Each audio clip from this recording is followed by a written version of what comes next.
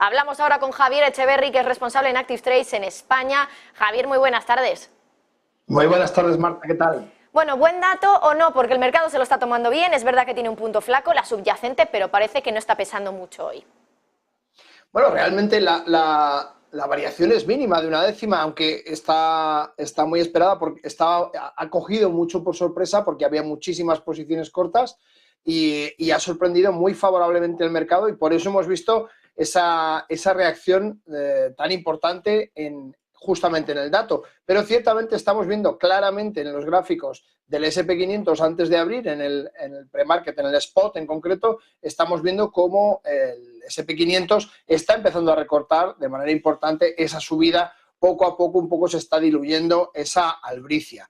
Por otra parte, bueno, pues efectivamente al final pues han comentado un poco todos los compañeros cuál es la situación. Actualmente sigue habiendo bastante euforia, sobre todo además el corte que el mercado les ha dado a todos los bajistas, pero tenemos que tener en cuenta un poco todo lo que venimos diciendo desde el principio, ¿no? Y es que hay un montón de riesgos todavía que pueden afectar a la situación actual y que además, si analizamos un poco más los precios de la comida, que es algo de lo que se ha hablado y que me parece súper interesante, veremos un escenario bien distinto. Fijaos que os he traído un pequeño gráfico para que podáis ver un poco hasta febrero del 23 la diferencia en el crecimiento de distintos tipos. Hablábamos de la comida en casa, ¿no? Esa food at home, cómo había decrecido. Bueno, había decrecido, pero fijaos que hay muchas otras partidas de comida que tienen un incremento del 2022 al 2023 y hablamos de febrero para no tener ese efecto base, muy importante todavía. Por tanto, todos estos riesgos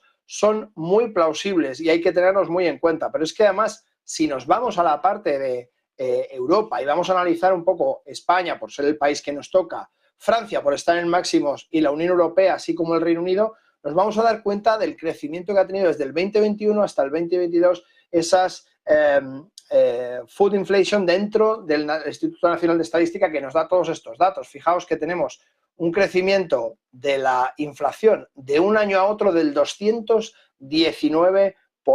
Es decir, ha habido un crecimiento. Evidentemente, las cosas no nos valen, la barra de pan no nos vale un 219% más, pero el conjunto de los actores de esta inflación sobre la comida, sobre toda la cadena de alimentación, sí que tiene mucho que ver con estos datos. Y luego, evidentemente, hemos visto este crecimiento del 7% en España. Si nos fijamos en Francia, que estamos en máximos dentro de los índices y que parece que va todo fantásticamente bien, veremos que del 2021 al 2022 hay una variación mínima de un 41%, que no es tan mínima, parecía más pequeña por el gráfico, pero sin embargo, si nos vamos del 2021 al 20 de febrero del 21 a febrero del 23, perdón, tenemos un 920% de inflación, en ese 14,80.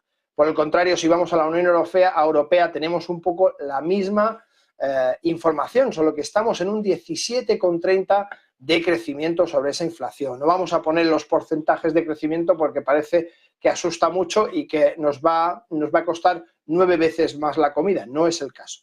Lo que importa ver es un poco esta relación total. De un año a otro son subidas muy potentes y vemos como en el Reino Unido tenemos la misma foto sobre la food inflation. ¿Qué sucede? Que si nos vamos luego a ver un poco los gráficos de cómo están todos esos índices, vamos a ver que en el índice del Eurostoxx, vamos a pasar a diario para tener un poco más de perspectiva, el índice del Eurostoxx, que marca un poco la tendencia general, vamos a ver que estamos muy próximos a máximos, si os fijáis.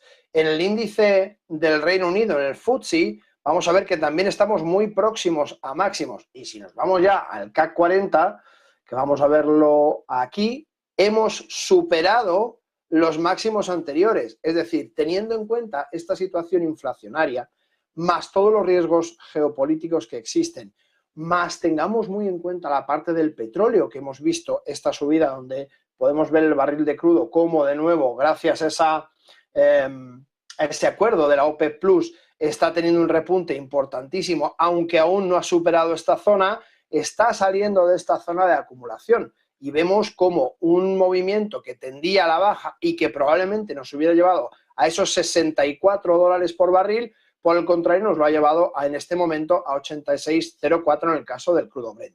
ese riesgo energético más los riesgos de comida, digamos esa dicotomía donde está descentrado totalmente el escenario, puede ser bastante peligroso.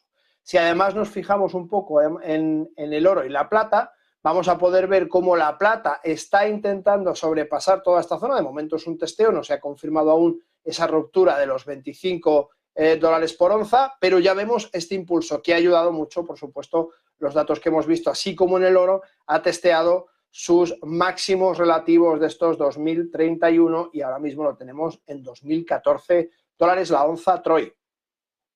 Javier, por cierto, son más de las 3:30 ya, así que vamos también a contarles a los espectadores cómo ha abierto Wall Street, con subidas en el Nasdaq ya del 0,8%, en el S&P 500 que se quedan un poquito más rezagadas, en el 0,6 concretamente, y mientras tanto el Dow Jones sube un poquito menos, un 0,5, así que hoy día de alegrías, contenidas, eso sí, por debajo del 1%, es la subida que estamos viendo en los principales índices. Y por citar también algunos protagonistas concretos, hoy lo que más está subiendo, por ejemplo, en el Nasdaq es Lucid Group, subiendo un 4,6. Si, bueno, bajamos hasta ver alguna compañía de esos nombres más llamativos, Tesla está subiendo ahora mismo en el quinto lugar, con un 2,3%. Tenemos también a DocuSign, a Zoom, que sube con fuerza, un 2%, AstraZeneca, PayPal, por ejemplo, que también suben por encima del 1,5%.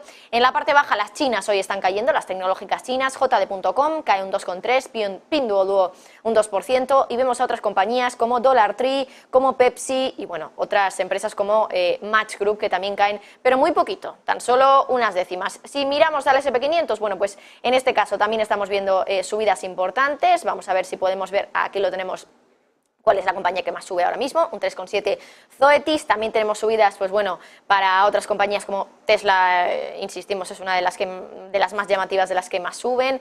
Por la parte baja tenemos, por ejemplo, a otros nombres que hoy están cayendo, es el caso de American Airlines, cae un 4,8, ojo, porque es la compañía más bajista hoy del índice S&P 500. Tenemos a United Airlines también, sector de las aerolíneas que hoy no lo está pasando desde luego demasiado bien, un 1,7%. También tenemos caídas para otras compañías como Lockheed Martin, del sector de la defensa. Y por último, echamos un vistazo también a cuáles son los movimientos que estamos viendo hoy en el Dow Jones. Bueno, aquí vamos a ver qué es lo que más sube. Walt Disney es la compañía que más repunta, un 1,6.